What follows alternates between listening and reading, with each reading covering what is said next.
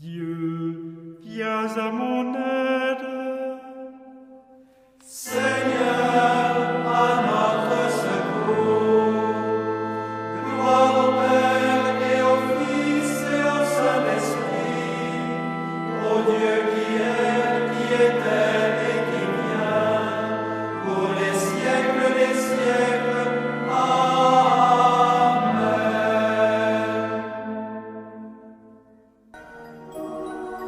L'ange du Seigneur apporta l'annonce à Marie.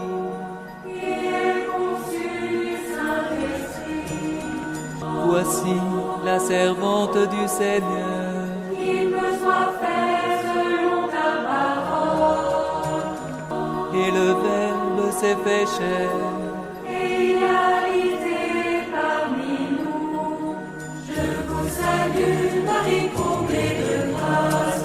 Le Seigneur est avec vous.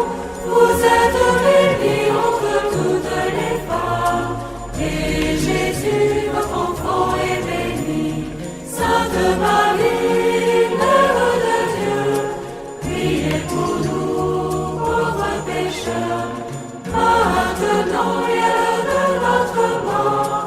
Amen, Amen, Alléluia. Priez pour nous, Sainte Mère de Dieu. Afin que nous soyons rendus dignes des promesses du Christ. Prions. Que ta grâce, Seigneur notre Père, se répande en nos cœurs. Par le message de l'ange, tu nous as fait connaître l'incarnation de ton Fils bien-aimé.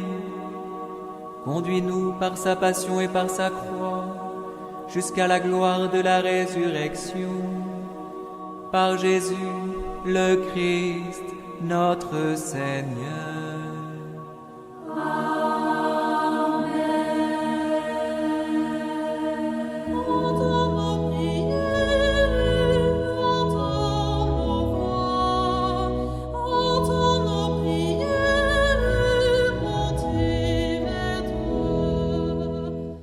Seigneur, dans le silence de ce jour naissant, je viens te demander la paix, la sagesse, la force. Je veux regarder aujourd'hui le monde avec des yeux tout remplis d'amour, être patient, compréhensif, doux et sage, voir au-delà des apparences tes enfants, comme tu les vois toi-même, et ainsi ne voir que le bien en chacun. Ferme mes oreilles à toute calomnie. Garde ma langue de toute malveillance. Que seules les pensées qui bénissent demeurent en mon esprit. Que je sois si bienveillant et si joyeux, que tous ceux qui m'approchent sentent ta présence. Revêt-moi de ta beauté, Seigneur, pour qu'au long de ce jour, je te révèle. Amen.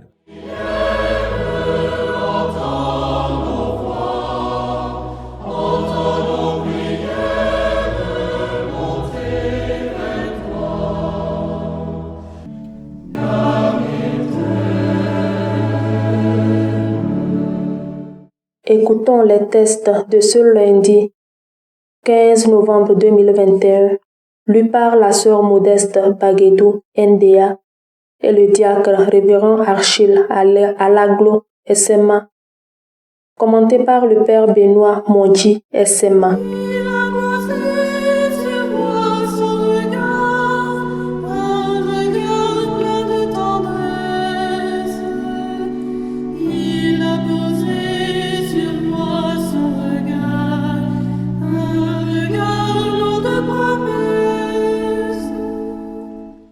Lecture du premier livre des Maccabées, chapitre 1, versets 10 à 15, 41 à 43, 54 à 57, 62 à 64. En ces jours-là, de la descendance des successeurs d'Alexandre le Grand, surgit un homme de péché, Antiochos Épiphane, fils du roi Antiochos le Grand. Il avait séjourné à Rome comme otage et il devint roi en l'année 137 de l'Empire grec. À cette époque, surgirent en Israël des hommes infidèles à la loi et ils séduisirent beaucoup de gens car ils disaient « Allons, faisons alliance avec les nations qui nous entourent. » En effet, depuis que nous avons rompu avec elles, il nous est arrivé beaucoup de malheurs. Ce langage parut judicieux et quelques-uns dans le peuple s'empressèrent d'aller trouver le roi. Celui-ci leur permit d'adopter les usages des nations. Ils construisirent un gymnase à Jérusalem selon la coutume des nations. Ils effacèrent des traces de leur circoncision, renièrent l'alliance sainte, s'associèrent aux gens des nations et se vendirent pour faire le mal. Le roi Antiochos prescrivit à tous les habitants de son royaume de ne faire désormais qu'un seul peuple et d'abandonner leurs coutumes particulières. Toutes les nations païennes se conformèrent à cet ordre. En Israël, beaucoup suivirent volontiers la religion du roi, offrirent des sacrifices aux idoles et profanèrent le sabbat. Le 15e jour du 9e mois, en l'année 145, Antiochos éleva sur l'autel des sacrifices l'abomination de la désolation et dans les villes de Juda autour de Jérusalem, ses partisans élevèrent des autels païens. Ils brûlèrent de l'encens aux portes des maisons et sur les places. Tous les livres de la loi qu'ils découvraient, ils les jetaient au feu après les avoir lacérés. Si l'on découvrait chez quelqu'un un livre de l'Alliance, si quelqu'un se conformait à la loi, le décret du roi le faisait mettre à mort. Cependant, beaucoup en Israël résistèrent et eurent le courage de ne manger aucun aliment impur. Ils acceptèrent de mourir pour ne pas être souillés par ce qu'ils mangeaient et pour ne pas profaner l'alliance sainte. Et de fait, ils moururent. C'est ainsi que s'abattit sur Israël une grande colère. Parole du Seigneur. Nous rendons grâce à Dieu.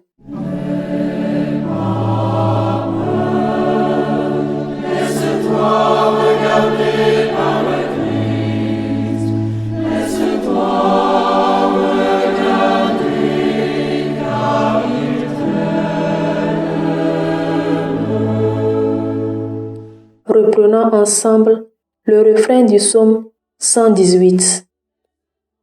Fais-moi vivre, Seigneur, que je garde ta loi. Face aux impies, la fureur me prend, car ils abandonnent ta loi. Les pièges de l'impie m'environnent, je n'oublie pas ta loi. Fais-moi vivre, Seigneur, que je garde ta loi. Rachète-moi de l'oppression des hommes, que j'observe tes préceptes. Ceux qui poursuivent le mal s'approchent, ils s'éloignent de ta loi. Fais-moi vivre, Seigneur, que je garde ta loi. Le salut s'éloigne des impies, qui ne cherchent pas tes commandements. J'ai vu leur renégat, ils me répugnent, car ils ignorent ta promesse.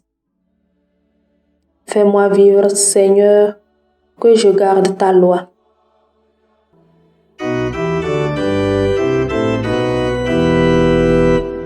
Alléluia, Alléluia, Alléluia.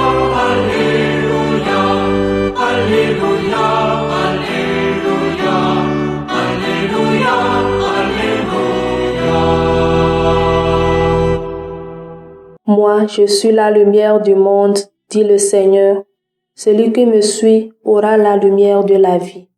Alléluia, Alléluia, Alléluia, Alléluia, Alléluia, Alléluia, Alléluia, Alléluia. Le Seigneur soit avec vous et avec votre esprit. Évangile de Jésus-Christ selon saint Luc. Gloire à toi, Seigneur. Saint Luc, au chapitre 18, versets 35 à 43. Alors que Jésus approchait de Jéricho, un aveugle mendiait, assis au bord de la route. Entendant la foule passer devant lui, il s'informa de ce qu'il y avait. On lui apprit que c'était Jésus le Nazaréen qui passait. Il s'écria: « Jésus, fils de David, prends pitié de moi. » Ceux qui marchaient en tête le rabrouaient pour le faire taire. Mais lui criait de plus belle: « Fils de David, prends pitié de moi. » Jésus s'arrêta et il ordonna qu'on le lui amène. Quand il se fut approché, Jésus lui demanda: « Que veux-tu que je fasse pour toi ?» Il répondit: « Seigneur, que je retrouve la vue. » Et Jésus lui dit: « Retrouve la vue, ta foi t'a sauvé. » À l'instant même, il retrouva la vue, et il suivait Jésus en rendant gloire à Dieu. Et tout le peuple, voyant cela, adressa une louange à Dieu. Acclamons la parole de Dieu. Louange à toi, Seigneur Jésus.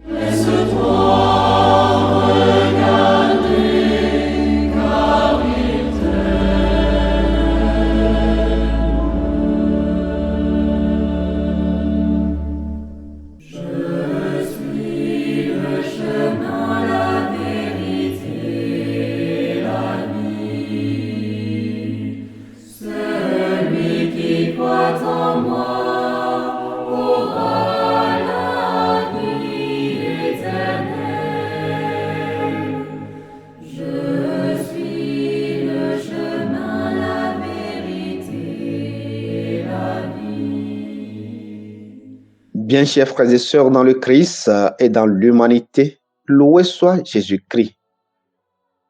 La première lecture que nous venons d'écouter nous présente un incident survenu aux chrétiens vers les années 168. C'est la rébellion des Maccabées contre la tentative de paganisation d'Israël.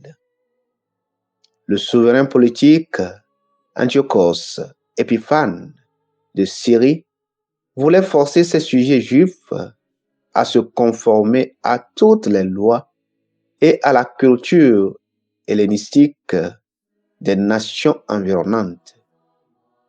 Il a provoqué une crise militaire en essayant de supprimer les traditions religieuses juives afin de les faire embrasser les voies de la modernité.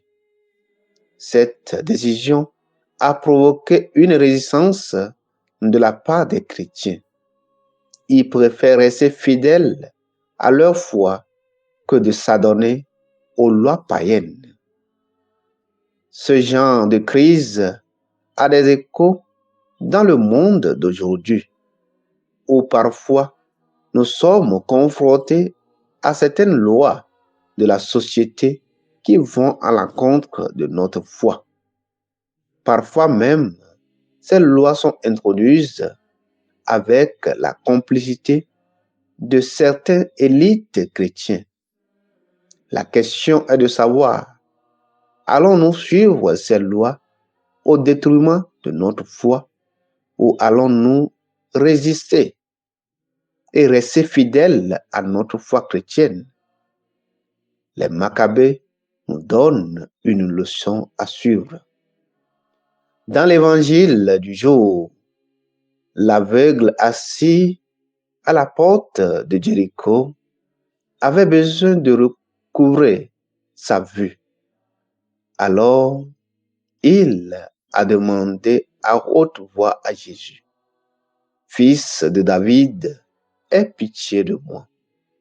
Seigneur, que je vois. » Même lorsque les passants voulaient le faire taire, il était prêt à tenter sa chance et crier encore plus fort. Oui, chers frères et sœurs en Christ, très souvent, notre démarche de foi est bloquée par notre entourage, les ennemis de progrès. Et le plus grave est nous-mêmes à travers le doute et le découragement.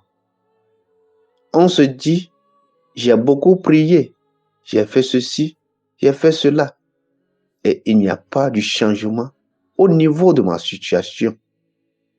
Chers frères et sœurs en Christ, pourquoi cet esprit de doute et de découragement t'accable? Le premier ennemi de ta vie à combattre, c'est cet esprit de doute et de découragement. L'aveugle mendiant te donne une belle leçon à suivre face à l'opposition. Il persévère dans sa prière lorsqu'il a demandé « Jésus, fils de David, aie pitié de moi. » Les spectateurs l'ont réprimandé. Ils lui ont dit de se taire, mais il a simplement crié sa prière plus fort. « Fils de David, aie pitié de moi. » Sans se lasser, sans se donner au découragement, son attitude nous introduit à une confiance totale à Dieu.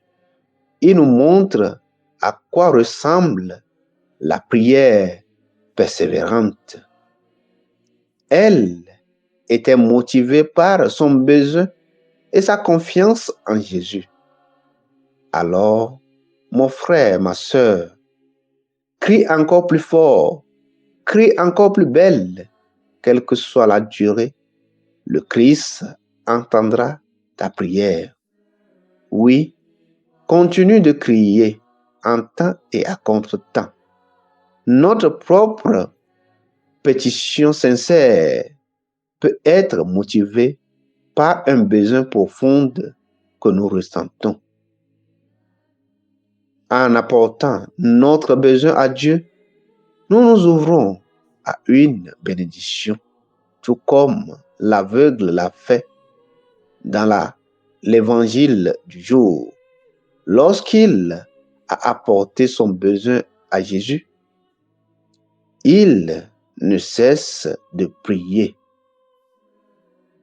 Quand il a été guéri, il a toujours continué par prier en louant Dieu. Son attitude nous montre comment prier sans cesse.